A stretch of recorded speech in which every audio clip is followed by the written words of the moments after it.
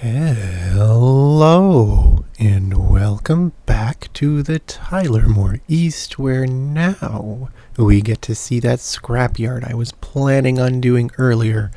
I had made a lovely little video of how to put this all together, a little build-out video.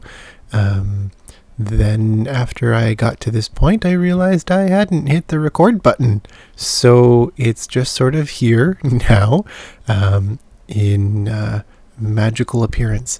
But there's still plenty of space here in this scrapyard, and I will list below all of the lovely scrapyard props and assets that I used in this in the description list below, so you can check them out yourself and subscribe to them on the Steam Workshop. Lots of wonderful things by these creators, many creators. This amazing animated conveyor belt just adds a little bit of Acme Industries feel to it, makes it feel a bit more real and cartoonish at the same time.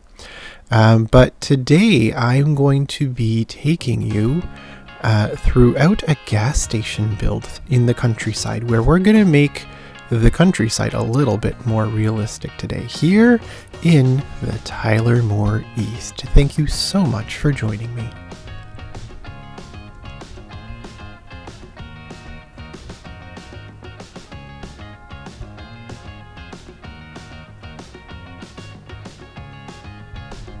Okay, so here we are in this little corner of Carter Farms, just north of Cedar Bend up the river. We are going to be placing a little area where you can grab a bag of chips if you need it and top up your tank if you're running low. But otherwise, you're probably just going to drive right past it, maybe even speed up to get by, because it's not the prettiest part of the Tylermore, but nevertheless it is a necessary part of the Tylermore, and one I'd like to include so that it feels a little bit more like home here. I'm going to start with some nice old vintage billboards, the kind of thing you'd see a motorcycle cop with a speed radar gun hiding behind in a Bugs Bunny cartoon. Just nice little piece of visual junk to take up the space and look a little bit more real, but with ads that aren't harmful. At least I think pretzels and oranges are pretty okay in my book, so I will think advertisements for them won't be too harmful to the public here. Now I'm going to place here two pretty underused gas stations. I'm going to make it look plenty dirty and dusty and beat up, like it's been sitting here in a forgotten corner for a few decades, and doesn't show much sign of bouncing back anytime soon. This is the corner that gentrification forgot. And it's going to be very beautiful in its own way. Making sure to add lots of detail. Adding some rusted, hulking car bodies here, just to look like the kind of place where the mechanic might salvage some old parts from, or had salvaged parts and just didn't bother to have the rest of the car hauled away to the scrap heap that we just visited. And I'm going to make sure that the buildings are separated by the train tracks from something really pretty and beautiful, something to just add a touch of, I don't know, visual lightness to the area. Let's see what we find as a little barrier between the gas station and the train tracks. Something a little down home and country. I also love the graffiti that's included on the side of this garage. I didn't even need to pick out a mural to put on the side. Already there. And a lovely rusted corrugated fence. Kind of makes me think of Big Bird's home on Sesame Street. Just a nice little touch of realism here. I'm going to make sure that this looks, gives you the feel of sort of like all the farmhands have gone home for the night, and the crickets are chirping, and the sun is setting, and the trees are just silhouettes on the horizon. Maybe somewhere a lone banjo's playing in the distance. Just sort of a lonely, forlorn area. Maybe even considered a liminal space. Who knows? Lots of grasses, lots of... I'm going to add lots of dirt decals later on, just to smooth everything out and make it blend in very nicely. I like to spend a lot of time fussing around with these sort of little spotlight details. I like to think of them as little vignettes in my city, sort of little, like the pocket parks that I build sometimes, and little patches of detail like this really help the whole area pop and brings an element of realism to the game that without this, bit of nitpicking here that I'm doing, the game just sort of looks like the game's vanilla AI created the whole thing, and it just sort of looks a little mismatched and bare, and it doesn't quite achieve what I want it to, at least in terms of a visual aesthetic anyway. So I like to highlight little pockets here and there with these sort of little areas of ultra detail, just to make it look that much more inviting. Now this oak tree here, I want it to just tower over everything as though it was here before any other part of this was built, but I'm also going to have it growing around the billboard, so it looks like it's nice and comfy at home there. Hasn't been trimmed in a while and doesn't want to be. It's just au naturel, and happy to be so. Now these are going to be gas stations that are meant to appear to be functioning. They will still be functioning commercial assets, but they don't come with all the bells and whistles, so I'm going to be adding those in myself. I do want to have 2 gas stations here, even though it looks like one can't even keep itself in business, but I would like it to look like this sort of place where it is a crossroads, possibly a border between 2 different towns, and just some fierce competition between 2 proprietors here. Maybe it used to be an old rest stop on an old highway long ago, and that's why there are gas stations here. Perhaps it's sort of a rival neighbors, like Hatfields and McCoy's type of thing, where there are 2 local business people who have just always been at each other all throughout their decades of family business here. I'm sure there's some great local story going on here at this corner, and it's going to, the whole area is going to tell a bit of a story, but it's still going to be open enough to interpretation that it's going to leave you to wonder, who is it that's here?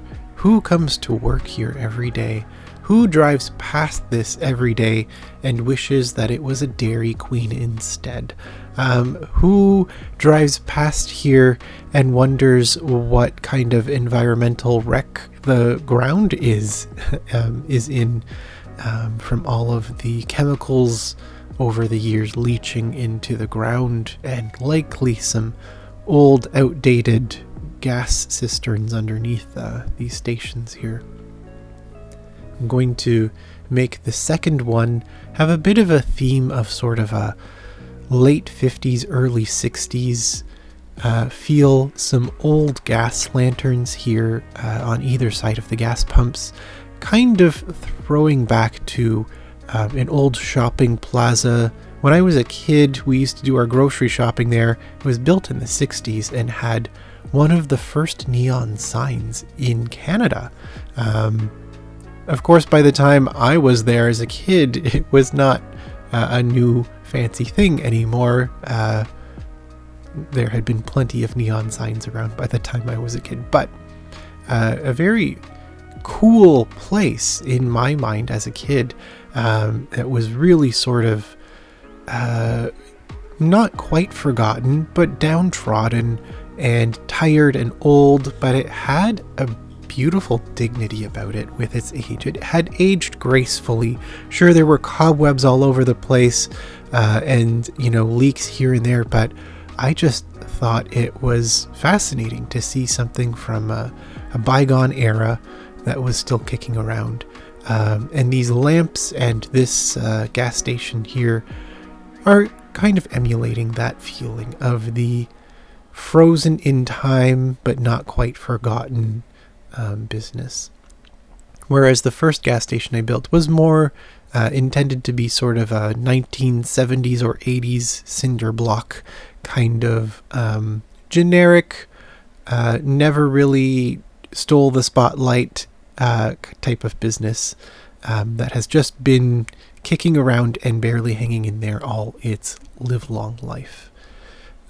Lots of mud tracks to go through this puddle that I placed down here because it's the kind of place where people come driving by in their farm equipment and they've just got to grab a canister of gasoline for the tractor, and they're just quickly pulling it off the road and not making perfect perpendicular right-hand turns with their turn signals and everything. They're not aiming to pass their driver's tests. They're just running their errands in the country. So there are going to be muddy tire tracks all around here. These decals really bring a great dose of realism to the build. Hats off to all of those creators who make these little touches that make such a big difference in a game. You wouldn't think something like a tattoo for the ground would make such a difference, but it truly does.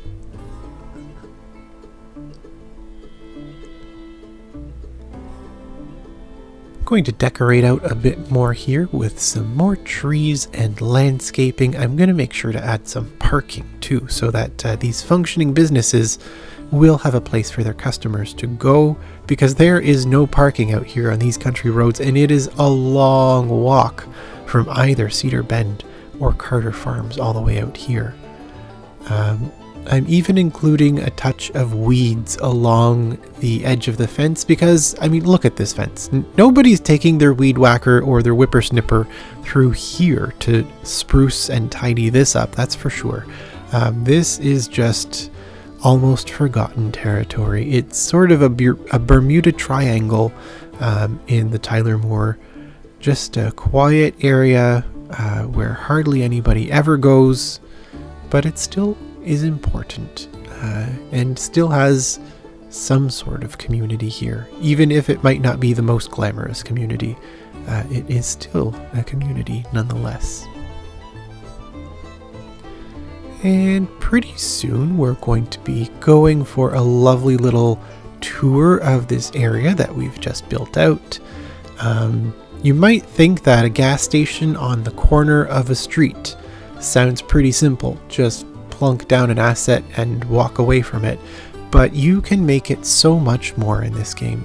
There are so many different options for making your build really top-notch. And it doesn't take long. This whole build out here took me under 30 minutes to put all of this together. And I really do encourage you to take a little bit more time and focus on your builds to really give them that added touch, because it really feels different. It makes it so much better.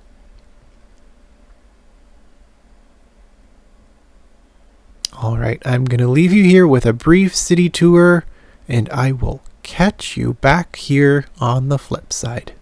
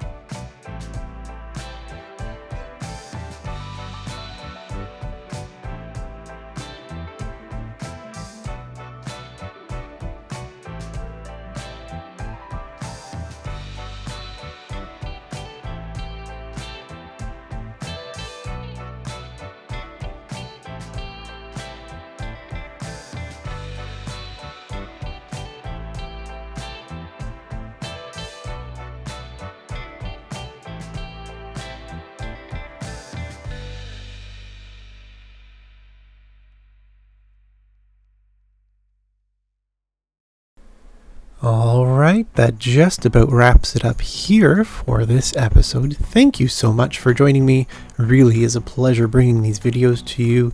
I'm glad you could join me here in the Tyler Moore East for another episode of hanging out, building things up, and making everything just look a little bit nicer. Be sure to come back in the near future. There are going to be a few new episodes coming up, along with some new first-person train rides, and the Tyler Moore East is going to be expanding. Not large developments, but significant ones, so be sure to stay tuned. We're going to be having an expansion of the workers' neighborhood of Maudville. We're also going to be building up on the hilltop above Pistoria, where Pfister Heights is and the Pfister Estate is located. And we're also going to be beginning to build out Tharpton and the beach communities along the coast, getting ready for some summer tourism. There's lots in store, so be sure to check back soon here in the Tyler Moore East or in the merry Tyler Moore. Thank you so much for joining me here. Take care, and I hope to see you soon. Bye-bye.